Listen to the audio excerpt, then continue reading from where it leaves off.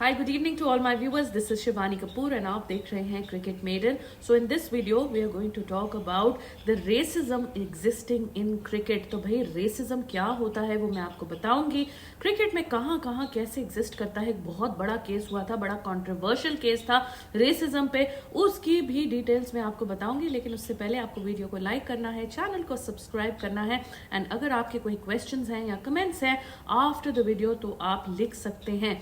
तो सबसे पहले भाई रेसिज्म क्या होता है. आई थिंक मोस्ट लोगों को पता होगा. जिनको नहीं पता, रेसिज्म वो होता है कि आप किसी के कलर के बेस पे उसके स्किन कलर के बेस पे उस पर डिस्क्रिमिनेशन करते हैं. सबको पता है जो इंडियंस होते हैं या पाकिस्तानीज, एशियंस जो बेसिकली होते हैं, उनका स्किन कलर थोड़ा डार्कर होता है.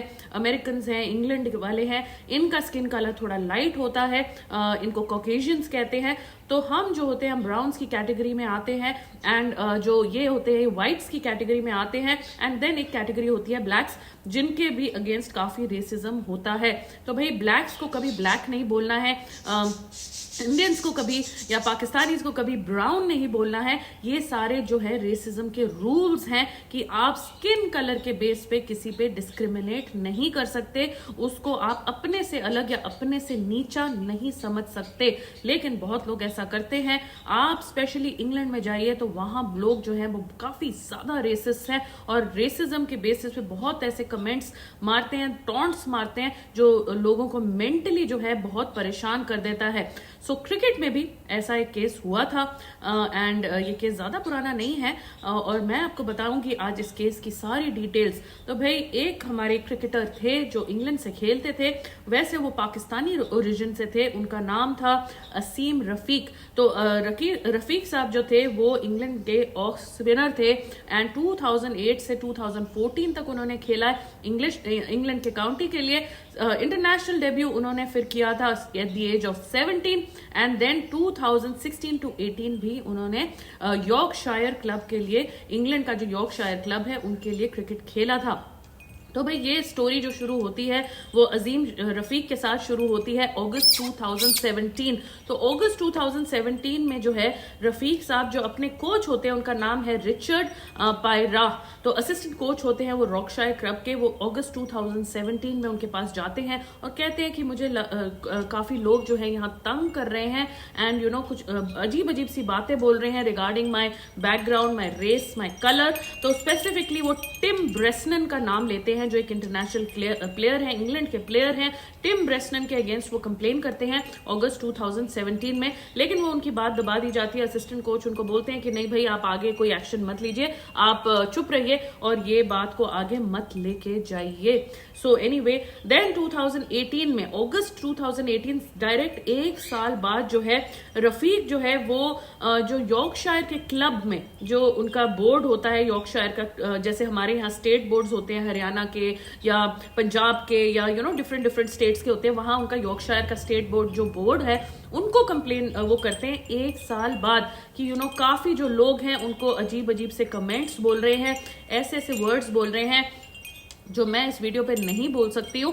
सो एनीवे ऐसी वो कमेंट्स करते हैं. बोर्ड एक मीटिंग बुलाती है लेकिन उस मीटिंग में जो है कोई भी एक्शन नहीं लिया जाता एंड 2018 के एंड में उनको यॉर्कशायर से रिलीज किया जाता है. तो जो बंदे ने कंप्लेंट की थी उसी के अगेंस्ट एक्शन लिया जाता है और उसको यॉर्कशायर से बाहर निकाल दिया जाता है. सो 2 साल तो कुछ नहीं होता, लेकिन 2020 में सितंबर 2020 की बात है, 2 साल बाद रफीक जो है ये ESPN क्रिकेट इन्फो को एक इंटरव्यू देते हैं और उसमें ये बताते हैं that I try to commit suicide. उन्होंने सुसाइड अटेम्प्ट करने की कोशिश की थी जब उनके साथ रेसिज्म हो रहा था. तो ये सितंबर 2020 में ये इंटरव्यू आता है एंड 2 सितंबर को इंटरव्यू पब्लिश होता है. 5 सितंबर को 3 दिन बाद ही ये इंटरव्यू इतना ज्यादा आग फैला देता है कि भाई इनके साथ रेसिज्म हुआ था. रेसिज्म एक क्राइम है, रेसिज्म के लिए बहुत बड़ी पनिशमेंट दी जाती है, बिल्कुल अलाउड नहीं है. आप किसी को कलर के बेसिस पे डिस्क्रिमिनेट नहीं कर सकते.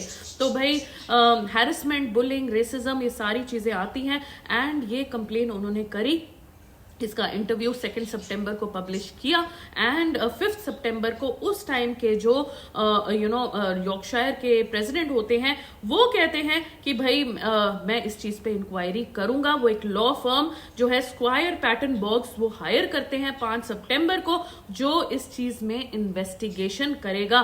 तो इन्वेस्टिगेशन सितंबर 2020 में शुरू होती है कि क्या असीम रफीक के साथ एक्चुअली में रेसिज्म, हैरेसमेंट और बुलिंग हुई थी या नहीं हुई थी। तो फिर काफी ज्यादा राउंड ऑफ टॉक्स होते हैं between the board, between the law firm के बीच में, बोर्ड के बीच में, रफीक के बीच में। काफी सारे प्लेयर्स का नाम आता है इस चीज में। गैरी बैलेंस है जो अभी जिम्बाब्वे शिफ्ट हो गए हैं, माइकल वॉन है, उनका नाम बीच में आता है। काफी सारे जो लोग हैं उनके ऊपर उंगलियां उठती हैं। जॉन ब्लेन है, एंड्रू गेल है, मैथ्यू हॉगार्ड है, रिचर्ड पायरा है। सो ये सारे, रिचर्ड पायरा तो वो थे वो जो असिस्टेंट कोच थे। तो इन सब पे जो है उंगलियां उठती हैं।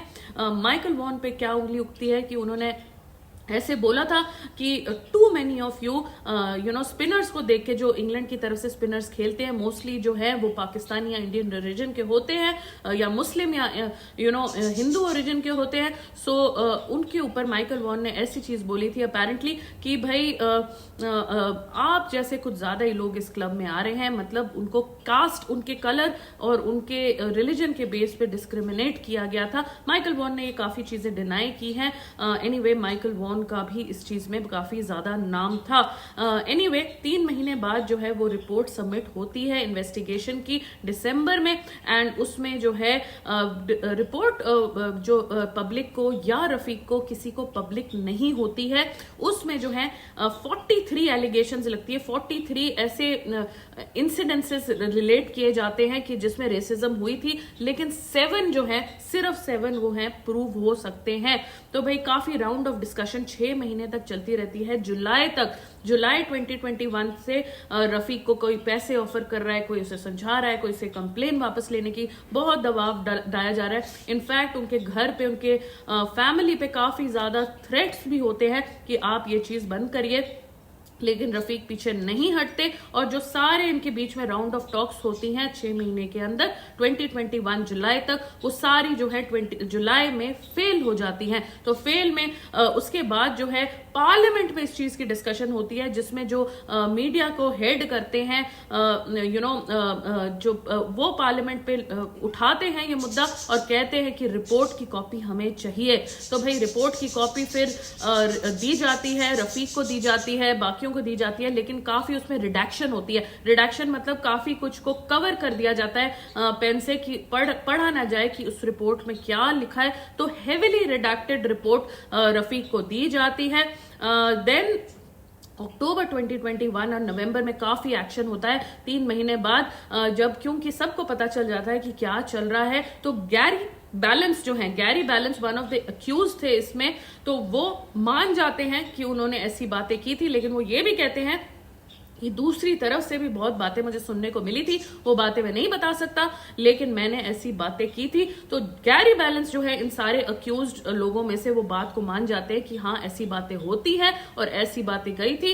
तो भाई गैरी बैलेंस जो है एंड में जब इनकी सजा होती है उसमें उनको कम फाइन लगता है क्योंकि वो अपनी गलती मान गए थे, एंड फिर वो वहां से इंग्लैंड से रिटायरमेंट लेके जो जिम्बाब्वे क्रिकेट ज्वाइन कर लेते हैं। इसके बाद नवंबर में सबसे बड़ा चीज होती है कि स्पॉन्सर्स जो यॉर्कशायर को क्लब को स्पॉन्सर करते हैं, काउंटी क्लब को स्पॉन्सर करते हैं, नवंबर 2021 में जो यॉर्कशायर के स्पॉन्सर्स हैं वो अपनी स्पॉन्सरशिप विड्रॉ कर लेते हैं और वो ये कहते हैं कि हम किसी रेसिस्ट ग्रुप के साथ अटैच नहीं होंगे। सो ये बहुत बड़ी डेवलपमेंट होती है क्योंकि सारी फंडिंग जो है यॉर्कशायर ग्रुप की चली जाती है नवंबर 2021 में। So this is a big झटका, बहुत बड़ा झटका लगता है पूरे यॉर्कशायर क्लब को, सारे लोगों को।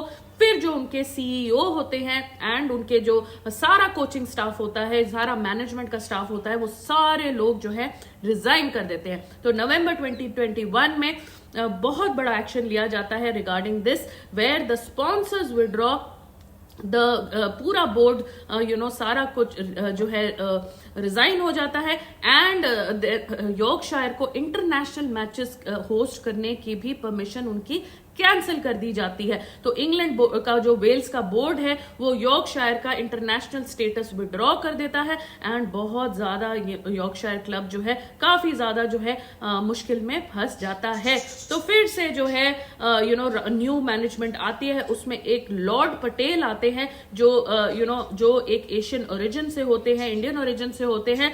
लॉर्ड पटेल जो है वो उनकी कमान संभालते हैं, सारे लोगों को शांत करते हैं, न्यू मैनेजमेंट बिठाते हैं, स्पॉन्सर से बात करते हैं एंड बहुत ज्यादा रिक्वेस्ट करते हैं कि इंटरनेशनल स्टेटस वापस दिया जाए। तो एनीवे फिर मुश्किल से उनको इंटरनेशनल स्टेटस वापस मिलता है, लेकिन साथ में बहुत सारे क्लॉजेस होते हैं कि ये चीजें आपको फॉलो करनी है, जिस हिसाब से तभी ही आप ये क्लब चला सकते हैं, अदरवाइज आपको ये क्लब को बंद करना पड़ेगा on the basis of racism. So भाई काफी देर तक 1 साल और निकल जाता है एंड फाइनली मार्च 2023 में जो है ये सारे लोग जो है माइकल वॉन को छोड़ के सारे बाकी जो लोग हैं वो गुनहगार पाए जाते हैं। तो after hearing conducted by the CDC, John Blain, Tim Bresnan, Andrew Gale, Matthew Hoggard and Richard Pyrah were found guilty. तो भाई इनको गिल्टी कर दिया जाता है, इनको दे फाइंड दैट इन्होंने रेसिज्म की थी असीम के अगेंस्ट, रफीक के अगेंस्ट, एंड इनको बैन लग जाते हैं एंड इनका बहुत भारी हजारों पाउंड्स में इन पे फाइन लग जाता है। तो एक्चुअली जो है इन पे जो कार्रवाई 2017 में होनी चाहिए थी वो 2023 में ऑलमोस्ट जो है 7 सालों बाद रफीक को जो है जस्टिस मिलता है, जब उनको वहां से निकाल दिया गया था। इसमें जो है माइकल वॉन बच जाते हैं क्योंकि उनके अगेंस्ट जो है उन्होंने कहा था many of you are here, उनके अगेंस्ट कोई प्रूफ कहते नहीं पाया गया, वो इस चीज से किसी तरह निकल जाते हैं, लेकिन फिर भी इनडायरेक्टली वो अपोलोजाइज जरूर करते हैं असीम रफीक को कि अगर मेरे किसी बात से आपको दुख हुआ हो तो I am very sorry about that, but वो फाइन से और बैन से जो है वो बच जाते हैं। एनीवे काफी लोगों ने, आदिल रशीद जो अभी भी खेलते हैं इंग्लैंड की तरफ से, उन्होंने भी जो है असीम रफीक को सपोर्ट किया था इस चीज में, और भी काफी लोग उनके पीछे आए थे जिन्होंने ये चीजें देखी थी जब उस टाइम रेसिज्म होता था। वो कह रहे थे कि यॉर्कशायर में अल्कोहल पीते हैं जो उनके मुस्लिम कम्युनिटी के अगेंस्ट होता है, प्लस ऐसी एलिफेंट वॉशर्स एंड पीस एक वर्ड होता है वो मैं नहीं बोल सकती हूँ, एनीवे ऐसी गालियां देते थे एंड नीचा देखते थे कि भाई ये इंडिया पाकिस्तान से लोग आ जाते हैं और हमारे यहाँ जो है गन फैलाने लग जाते हैं, ऐसी बातें वो करते थे। एनीवे नवंबर 2023 में ये चीज जो है इन सब को गिल्टी किया गया, सारे जो इतने सालों से केस चल रहा था। बट जो असीम रफीक है उनका इंटरव्यू आया था, वो कह रहे थे कि अभी तक मेरी फैमिली को जो है इस चीज के लिए भुगतना पड़ता है, कभी कोई शीशा तोड़ के चला जाता है, कभी कोई फैमिली को हैरेस करता है, कभी कोई थ्रेट्स देता है। तो मेरी फैमिली को तो इंग्लैंड छोड़ के भी जाना पड़ा क्योंकि ये बहुत ज्यादा सीरियस हो गई थी ये प्रॉब्लम। तो उनके साथ जो हुआ वो तो बहुत ही गलत हुआ, बिल्कुल ही अनएक्सेप्टेबल है एंड बहुत साल लग गए। ऐसा कहा जाता है कि justice delayed is justice denied. तो भाई बहुत साल हो गए उनको जस्टिस मिलते मिलते, लेकिन फाइनली जो है जस्टिस मिला। वैसे इंग्लैंड वालों की बहुत ज्यादा आदत है, वो रेसिस्ट कमेंट्स पास करते हैं इंडियन, पाकिस्तानीज और एशियन ओरिजिन्स के लिए वो बिल्कुल ज्यादा रिस्पेक्ट नहीं रखते हैं एंड ब्लैक्स के अगेंस्ट तो उनकी स्लेवरी के लिए वो काफी ज्यादा फेमस है तो उनके अगेंस्ट तो उनका और ही ज्यादा चक्कर चला रहता है। सो एनीवे इंग्लैंड में यॉर्कशायर में ये हुआ था रेसिज्म का बहुत बड़ा केस। फिर जो है बाकी क्लब्स को भी इंस्ट्रक्शंस दिए गए। ईसीबी की रिपोर्ट जो थी वो इयन बोथम ने वो रिपोर्ट लास्ट ईयर जो है नकार दी थी कि भाई ये टाइम वेस्ट है, मनी वेस्ट है, ये वेस्ट है, लेकिन इसके बारे में जो है इंग्लैंड क्रिकेट बोर्ड में उनपे कोई एक्शन नहीं लिया क्योंकि इतना बड़ा केस था, लोग गिल्टी भी पाए गए। लेकिन जो ईसीबी की रिपोर्ट पब्लिश हुई थी, इयन बोथम ने उसको नकार दिया एंड बोला कि भाई this is absolutely nonsense, it's rubbish, it's a waste of time and it's a waste of money. तो ये सारे जो इंग्लैंड वाले हैं अपने आप को सबसे सुपीरियर समझते हैं और ये समझते हैं दैट इनके अगेंस्ट कोई बात की जाए तो वो एब्सोल्युटली वेस्ट ऑफ मनी है। बट एक लड़का खड़ा रहा, असीम रफीक खड़े रहे एंड उन्होंने इस सिस्टम के अगेंस्ट फाइट की एंड ये जो थी बहुत बड़ा केस जो था, काफी प्लेयर्स बैन हो गए, फाइन हो गए, काफी स्ट्रिक्ट रूल्स अब बन गए हैं रेसिज्म के अगेंस्ट। सो एनीवे ये स्टोरी मुझे हमारे रेगुलर व्यूअर जो है समीर जी ने बताई थी एंड काफी इंटरेस्टिंग स्टोरी थी। काफी मुझे रिसर्च करनी पड़ी समीर जी इसकी पूरी बैकग्राउंड स्टोरी निकालने के लिए। ईसीबी रिपोर्ट क्या थी, रेसिज्म किस पे हुआ था, इसलिए थोड़ी वीडियो आने में जो है थोड़ी देर हो गई। So I am sorry for that, लेकिन बहुत ही बड़ा ये केस था। रेसिज्म नहीं करना है, मैं अपने चैनल के व्यूअर्स को ये बताना चाहती हूँ। किसी को भी उनके स्किन कलर या उनके रिलीजन या उसके कास्ट के अगेंस्ट डिस्क्रिमिनेट नहीं करना है। आप काले को कभी काला नहीं बोल सकते, गोरे को गोरा भी नहीं बोलना चाहिए, वरना वो रिवर्स रेसिज्म हो जाती है। गोरों के अगेंस्ट भी रेसिज्म हमें नहीं करनी है, कालों के अगेंस्ट हमें रेसिज्म नहीं करनी है, एशियन के अगेंस्ट नहीं करनी है, ब्लैक्स के अगेंस्ट नहीं करनी है। कोई भी ऐसा वर्ड किसी को नहीं कहना है जो उसके स्किन कलर, उसके रिलीजन, उसकी एथनिसिटी, उसके बैकग्राउंड, किसी भी तरह से उसके बारे में कुछ गलत बात नहीं करनी है। That is the basic rule of not indulging in racism. So भाई that is it for this video. I hope आपको थोड़ी सी नॉलेज मेरी तरफ से मिल गई हो। अगर आप चाहते हैं तो काफी ज्यादा रिपोर्ट्स ऑनलाइन पब्लिश्ड हैं। Yorkshire cricket club racism case के लिए आप गूगल करेंगे तो उसमें काफी ज्यादा और डिटेल में और टाइमलाइन में भी आपको इंफॉर्मेशन मिलेगी। Azeem Rafiq is a hero and you know he stood strong, he stood tall and उन्होंने काफी फाइट की, तो हम उनकी काफी रिस्पेक्ट भी करते हैं। So anyway thank you guys, thank you so much for watching. अगर आपके कोई क्वेश्चंस या कमेंट्स होंगे तो आप नीचे जरूर लिख दीजिएगा। तब तक के लिए वीडियो को लाइक करना, चैनल को सब्सक्राइब करना and I will see you soon in the next video. Thank you so much for watching and take care.